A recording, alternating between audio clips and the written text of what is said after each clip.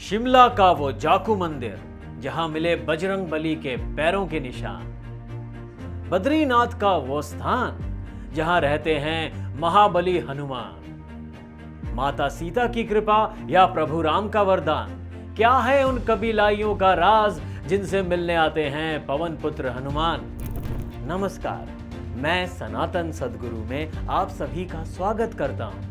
दोस्तों, हम में से अधिकतर ने भगवान राम और भगवान कृष्ण के धरती से जाने की कहानियां तो सुनी है, लेकिन आज तक क्या किसी ने हनुमान जी के इस धरती से जाने की कोई कहानी सुनी है? शायद नहीं। ऐसा इसलिए क्योंकि हिंदू धर्म से जुड़े पुराण और ग्रंथों में हनुमान जी को अमर बताया गया है। आज हम आपको उसी अमर देवता की लोकेशन बताने जा रहे हैं, जिससे ये साबित हो जाएगा कि पवन पुत्र हनुमान हम सभी के बीच में है। इस लोकेशन को आप अपने फोन के गूगल मैप से भी देख सकते हैं। हालांकि इस लोकेशन को हम ट्रैक करें, लेकिन उससे पहले हमें महाभारत के द्वितीय खंड में चलना होगा।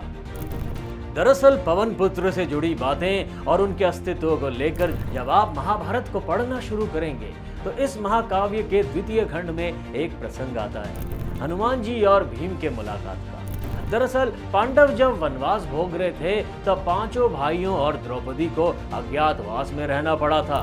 इस दौरान पांडवों के साथ द्रौपदी भी भेष बदल कर रहती थी। द्रौपदी एक आश्रम में बैठी हुई थी, तभी एक फूल उड़कर उनके पास आया, जिसकी सुगंध द्रौपदी को पसंद आ गई। तब उन्होंने भीम को बुलाकर इस फूल को लाने के लिए कहा। द्रौपदी की इच्छा को पूरा करने के लिए भीम जी जो है उस पुष्प की खोज में निकल पड़े और एक जंगल के द्वार पर जा पहुंचे, जहां रास्ते में एक वानर लेटा हुआ था। भीम जी ने उस वानर से हट जाने को कहा, हालांकि वानर अपनी जिद पर अड़ा रहा और खुद को कमजोर बताते हुए रास्ता नहीं छोड़ने की बात की। एक वानर के इस व्यवहार से भीम को क्रोध आ गया और वे अपनी शक्तियों के बारे में बताने लगे। भीम ने वानर को अपना परिचय देते हुए कहा कि वे कुंती और पवन के पुत्र हैं, जिसके हनुमान जी भाई हैं। लेकिन ये सब सुनकर भी वानर पर कोई प्रभाव नहीं पड़ा। अंत में भीम को क्रोध आता देख वानर ने भीम से कहा कि यदि ज्यादा जल्दी है तो तुम मेरी पूंछ उठाकर जा सकते हो। भीम ने गुस्से में आकर वानर की पूंछ हटाने की कोशिश की, लेकिन वे इसे हिला भी नहीं पाए। तब भीम को आभास हुआ कि ये कोई साधारण वानर नहीं है।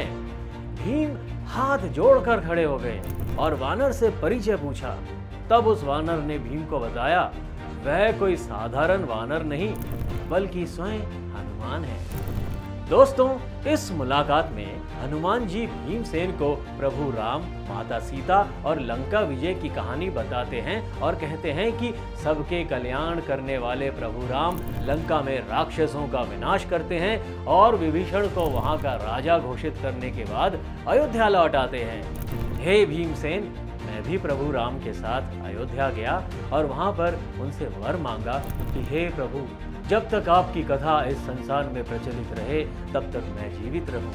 प्रभु राम ने मुझे तथास्तु कहा। तब से मैं इस पृथ्वी पर जीवित हूं और माता सीता की कृपा से मुझे संसार में दिव्य भोग प्राप्त होते रहते हैं। दोस्तों, महाभारत की ये कहानी ये साबित करती है कि महाबली हनुमान आज भी इस संसार में जिंदा है। और आपको ये जानकर हैरानी होगी कि जिस भीम और हनुमान जी की कथा का जिक्र हमने अभी किया, जिसका लोकेशन उत्तराखंड में बद्रीनाथ के पास स्थित है, जिसे लोग हनुमान चट्टी के नाम से जानते हैं। हनुमान चट्टी बद्रीनाथ मंदिर से करीब 12 किलोमीटर, जोशीमठ से करीब 34 किलोमीटर और ऋषिकेश से करीब 285 किलोमीटर दूर स्थित है, जहां आज भी बजरंग बली के होने के प्रमाण मिलते रहते हैं। दोस्तों, ये तो हुई महाभारत काल की बात। अब हम आपको साल 2014 में आई एक मीडिया रिपोर्ट से रूबरू करवाते हैं, जिससे आपको ये पता चल जाएगा कि हनुमान जी एक बार फिर से साल 2055 में अपने खास भक्तों को मिलने वाले हैं। चौंकिए मत, ये सच है और ऐसा हम नहीं बल्कि कुछ मीडिया रिपोर्ट्स बता रही हैं। दरअसल श्रीलंका के जंगलों में मातंग नाम की एक जनजाति निवास करती है, जिन्हें कबीलाई कहा जाता है। इन कबीलाई लोगों का कहना है कि आज भी उनसे मिलने हनुमान जी आते हैं। कुछ अंग्रेजी न्यूज़पेपर्स ने इन जनजातियों पर अध्ययन करने वाले आध्यात्मिक संगठन सेतु के हवाले से इस बात का खुलासा किया कि हनुमान जी इस ट्राइब्स के लोगों से साल 2014 में मिलने आए थे और अब दोबारा 31 साल बाद यानी साल 2055 में इन मातंग जाति के लोगों से मिलने आएंगी। सेतु नामक संगठन ने अपनी खोज में यह बताया, मातंग समुदाय का इतिहास रामायण काल से जुड़ा है, जो एक जनजाति है जिनकी रहन सहन और खान पान अन्य जातियों से काफी अलग है। इस जाति के बारे में जब आप और रिसर्च करेंगे तो पता चलेगा ये भारत के महाराष्ट्र, तेलंगाना और आंध्र प्रदेश में भी रहती हैं, जिन्हें कोम्मती के नाम से जाना जाता है, जो भगवान राम और विष्णु के साथ हनुमान जी की भी पूजा करते हैं। दोस्तों, हनुमान जी के पैरों के निशान शिमला के जाकू मंदिर में भी है, जिसको लेकर दावा किया जाता है कि जब हनुमान लक्ष्मण जी के लिए संजीवनी बूटी लाने द्रोण पर्वत जा रहे थे, तब उन्होंने वहां रुककर जाकू ऋषि से कुछ जानकारी ली थी। वहीं वाल्मीकि रामायण की माने तो हनुमान जी माता सीता की खोज करते हुए जब लंका पहुंचे और माता सीता को प्रभु राम के बारे में संदेश दिया, तब माता सीता उनसे काफी प्रसन्न हुई और हनुमान जी को अपनी अंगूठी देते हुए अमर होने का वरदान दिया।